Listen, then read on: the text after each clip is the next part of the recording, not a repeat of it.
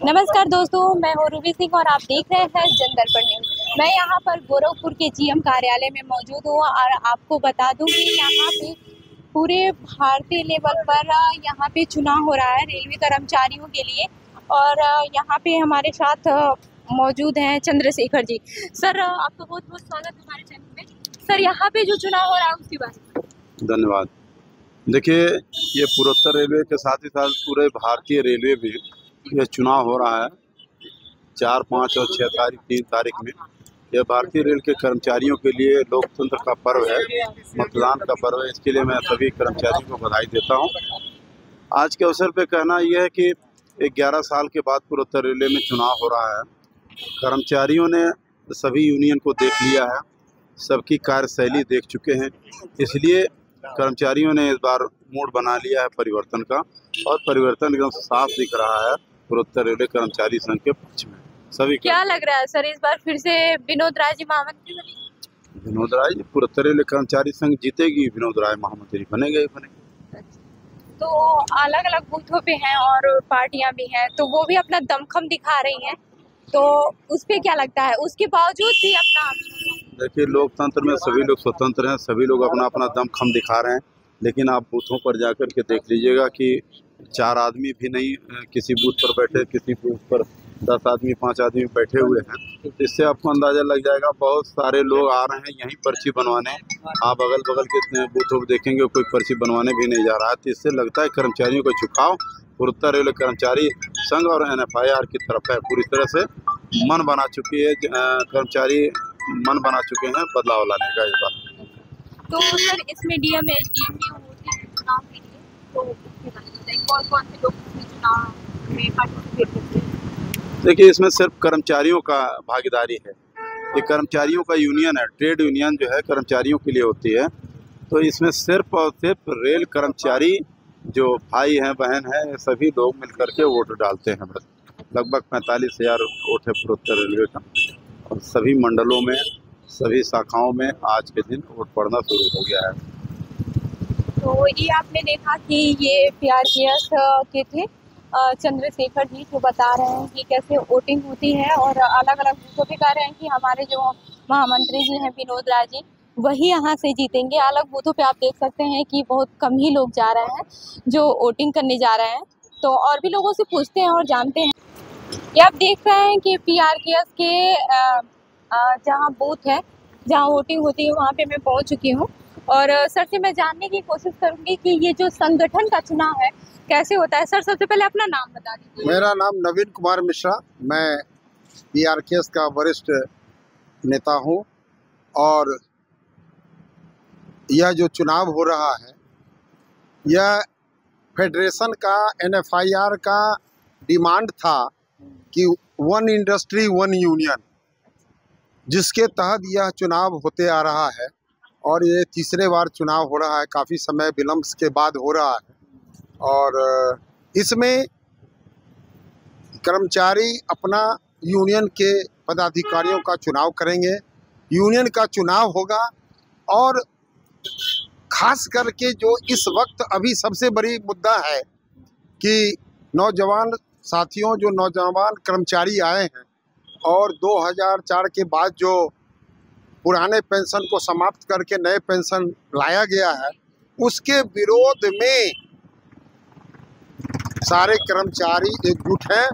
और NFIR के झंडे के तहत यहाँ पे पूर्वोत्तर रेलवे कर्मचारी संघ, जिसे PRKS है, और ये चुनाव चिन्ह तिरंगा निशान है। विनोद राय जी महामंत्री हैं और माधव शर्मा जी हमारे अध्यक्ष हैं। उनके नेतृत्व में यूनियन लड़ाई लड़ रही है। हमें आशा और विश्वास है कि इस बार PRKS। सर, जैसे ये जो संगठन का चुनाव है, तो कितनी पार्टियां होती? वैसे तो मुख्य रूप से फेडरेशन 2 ही है, एक NFIR और दूसरी AIRF, 2 ही है।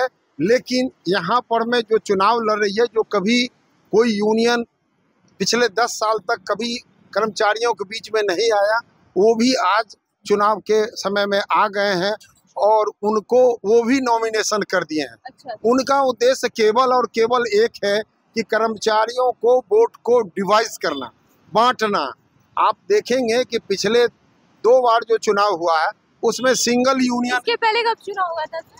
इसके पहले 2013 में हुआ था, उससे पहले 2007 में हुआ था। तो 11 साल बाद फिर 5 साल। हाँ, ये वैसे सुप्रीम कोर्ट का ऑर्डर था कि प्रत्येक 5 साल पर में चुनाव होगा, परंतु सरकार जो पिछली अभी थी वो 11 साल से ऊपर हो गया और बराबर दबाव बनाया जा रहा था कि आप चुनाव करवाइए।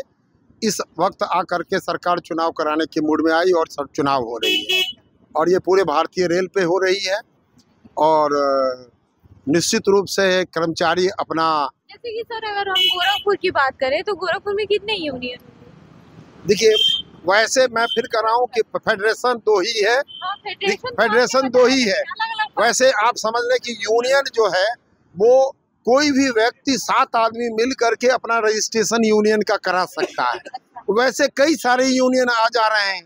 हाँ, लेकिन लगभग कितने यूनियन होंगे? अभी जो वर्तमान समय में जो चुनाव हो रही है वो 4 यूनियन का चुनाव हो रही है, 5 यूनियन का 5 यूनियन। अब उसमें जो है PRKS है, यानी रेलवे मजदूर यूनियन है, मेंस यूनियन है, वो PRSS है और अदर बैकवर्ड कास्ट का है। तो मतलब 5 यूनियन है जो कि इस चुनाव में लड़ रही है। मुख्य रूप से PRKS का, क्योंकि कर्मचारी जो है वो पिछले 11 साल से ना कह लीजिए काफ़ी 50 साल से जिस यूनियन को देख रही थी और कर्मचारी हित में ना काम करके वो कर्मचारियों के साथ विश्वासघात किया है।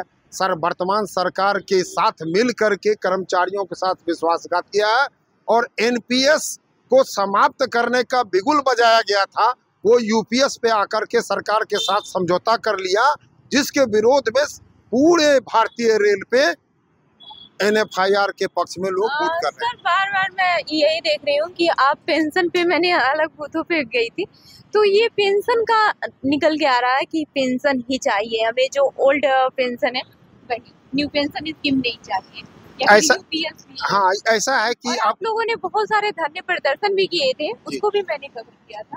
जी मैं ये ऐसा है कि पेंशन जो आया ये कर्मचारियों की रिटायरमेंट के बाद एक कहीं की सोशल सिक्योरिटी है, लाइफ जो है उसका लाइफ स्टाइल वही जो रहता है उसी तरह का चलता रहता है।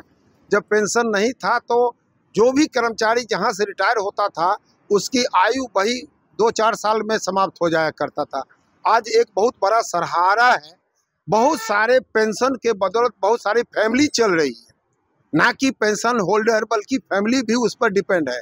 आज सरकारी कर्मचारी का केवल पेंशन समाप्त किया गया, वहीं नेताओं अपने पेंशन को जारी रखे हुए, क्या विडंबना है। सर ये तो ठीक है, लेकिन आप लोगों ने तमाम धरना प्रदर्शन किया था, उसका क्या निष्कर्ष निकला? निष्कर्ष संघर्ष तो हमेशा होता रहा है, संघर्ष करना मेरा काम है और कर्मचारी उत्तेजित हो रहे हैं। किसी न किसी समय ऐसा क्या लगता है सरकार कब तक ओल्ड पेंशन सरकार आज जो है आज UPS पे आई है, NPS को समाप्त करके UPS पर में आई है और हमें उम्मीद है कि NFIR जिस झंडे को बुलंद कर रही है, कर्मचारी उनके साथ है, तो निश्चित एक दिन सरकार को विवश होकर के OPS लागू करना पड़ेगा। तो ये आपने देखा कि ये PRKS के थे और इन्होंने सारी चीज़ें अच्छे से बताई कि कैसे इनके यूनियन में चुनाव होते हैं, कितने यूनियन है यहाँ पे, और भी लोगों से हम बात करेंगे और जानने की कोशिश करेंगे कि वो लोग कैसे वोट करा रहे हैं। ये आपने देखा कि अभी PRKS पे थी मैं बूथ पे, और यहाँ पे आप देख सकते हैं कि नरमू पार्टी का जो है झंडा तिरंगा आपको लगा दिखेगा, और मैं बात करने की कोशिश करूँगी। सर ये बताइए यहाँ पे जो चुनाव हो रहा है उसके बारे में। आज ऑल इंडियन रेलवे पे रेलवे में कौन माने यूनियन जो है चुनाव हो रहा है कि जो प्रशासन से वार्ता करेगी, तो आज उसी के लिए मतदान हो रहा है। जो जीतेगा वो प्रशासन से कर्मचारियों की समस्याओं के लिए बात करेगा। पूरे इंडियन रेलवे पे 13 जोन में जो संगठन जीत के आएगा वो रेलवे बोर्ड स्तर पे बात करेगा। बोर्ड स्तर पे तो क्या लग आपकी पार्टी की तरफ से कौन है? हमारे यहाँ पार्टियां, यहाँ हमारा नरमू है, एनी रेलवे मजदूर यूनियन। यहाँ व्यक्तिगत कोई चुनाव नहीं लड़ता है, संगठन चुनाव लड़ता है, उसके बाद कोई पद पे कोई रहे वो अलग की चीज है। अच्छा, यहाँ पे जैसे कि पार्टी होती है, ठीक है, ऐसा नहीं है कि कोई पर्सनल व्यक्ति हो वहाँ पे पार्टी नहीं, संगठन चुनाव लड़ता है। हाँ, यहाँ पर आदमी नहीं चुनाव लड़ता है सर, वैसे नहीं, यहाँ चुनाव हो रहा है कि कौन सी यूनियन प्रशासन से वार्ता करने के लिए किसको लाइसेंस मिलेगा। जी सर। कर्मचारी की समस्याओं को जो सरकार स्तर पर उठावे, उसके लिए कर्मचारी संघ का ये चुनाव। तो सर ये कर्मचारी संघ का चुनाव है और रेलवे में कौन कौन सी तरह की दिक्कतें आती हैं? बहुत सारी दिक्कतें हैं, निजीकरण है, कर्मचारियों के जो भत्ते हैं, प्रमोशन के मामले हैं, इन सब को संघ, अगर कोई गड़बड़ी होती है संघ ही उसको सरकार के संज्ञान में ले आता है। तो सर जैसे कि अभी पेंशन का आपने कहा कि ये तमाम, मैंने देखा था, मैंने कवर भी किया था PRKS का, तो उसमें ये देखा था कि तमाम धरना प्रदर्शन दे रहे थे। तो आप लोग कहाँ पे धरना प्रदर्शन, हम लोग ऑल इंडिया बेसिस पे धरना प्रदर्शन हुआ था, दिल्ली में भी हुआ था। अभी पिछले दिनों श्री गोपाल मिश्रा जी हमारे ऑल AIRF के महामंत्री, प्रधानमंत्री जी से मुलाकात हुई थी। उसके बाद कुछ NPS के अलावा एक नया चीज आया है UPS करके, जिसमें 50% पेंशन की गारंटी दी गई है। उसमें UPS लागू कर दिया गया है सर? अभी नहीं, मतलब अप्रैल में वो लागू किया जाएगा। जी। अभी उसका ड्राफ्ट बन रहा है, अप्रैल में वो उसका मसौदा आएगा, तब कितना जो बात हुई है उसमें है, तब हम लोग कुछ कह सकते हैं।